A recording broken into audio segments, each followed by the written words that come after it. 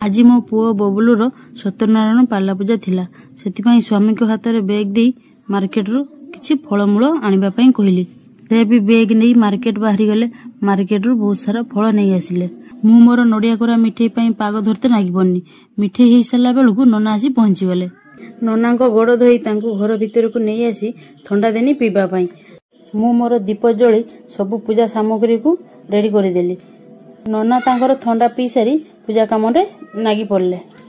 ନନା ତାଙ୍କର ବହୁତ ଭଲ ଭାବରେ ପୂଜା କରୁଥିଲେ। ସତରେ ସାଙ୍ଗମାନେ, ନନାଙ୍କ ପୂଜା ବହୁତ ସୁନ୍ଦର ଲାଗୁଥିଲା। ପୂଜା ଏତେ ଭଲ ହେଉଥିଲା ଯେ କେତେବେଳେ ସରିଲା ଟାଇମ ବି ଜଣା ପଡ଼ିଲାନି।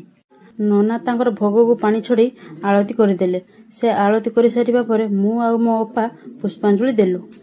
ପୁଷ୍ପାଞ୍ଜଳି ଦେଇ ସାରିବା ପରେ ପୂଜା ସମ୍ପୂର୍ଣ୍ଣ ହେଇଗଲା। ପଡ଼ୋଶୀଙ୍କ ପାଇଁ କଦଳୀ ଭୋଗ ହୋଇଥିଲା।